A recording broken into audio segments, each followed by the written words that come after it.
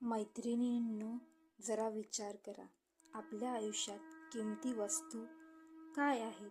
पैसा, नाते की घरातल्या जबाबदाऱ्या पार पाडणं? नाही, सगळ्यात जास्त आहे वेळ.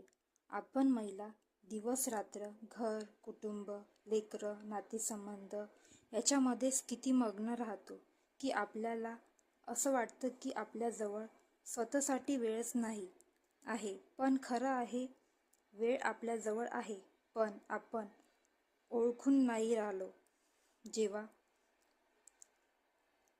जेव्हा पण आपल्याला काही खाली वेळ मिळतो तेव्हा आपण मोबाईलवर स्क्रोलिंग करू लागतो किंवा असं विचार करतो की उद्यापासून सुरू करेन, पण उद्या कधी येतच नाही. स्वामी विवेकानंद म्हणत होते की तुझं भविष्य तुझ्या आजच्या कामावर निर्भर करते. तर मैत्रिणींनो, आपण आपल्या खाली वेळेचा योग्य वापर करणं शिकलो तर आपलं जीवन, आपला आत्मविश्वास, आपली ओळख सर्व बदलू शकते. आज मी तुमच्याबरोबर काही काम शेअर करणार आहोत. जर तुम्ही हे काम आजपासून सुरू केले तर येणाऱ्या वर्षात स्वतःवर गर्व होईल. रोज 10 मिनिट ध्यान, मेडिटेशन. मैत्रिणींनो, दिवसभराच्या धावपळीत मन थकून जातं. सकाळपासून तर रात्रीपर्यंत घर, लेकरं, किचन आणि काम सगळं सांभाळता आपण आपल्याला विसरून जातो.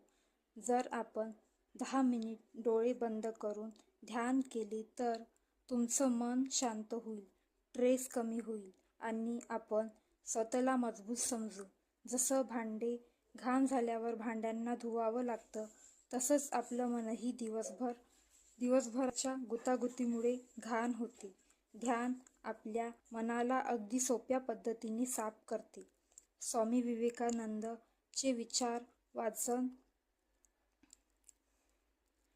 मैत्रिणींनो, जेव्हा पण आपण थकून जातो, मन लहान वाटतं, असं वाटतं की आता नाही होऊ शकत माझ्याकडून, तेव्हा स्वामी विवेकानंद यांचे विचार वाचा. त्यांचं बोलणं पुस्तकाचे शब्द नाही आहे, तर ते असा विस्तू आहे की आपल्या हिमतीला जागं करतं. विवेकानंद म्हणते, उठा, जागं व्हा आणि तोपर्यंत नका थांबू जोपर्यंत तुमचं लक्ष्य प्राप्त होत नाही. विचार करा, एवढ्या कमी वयात पूर्ण जगात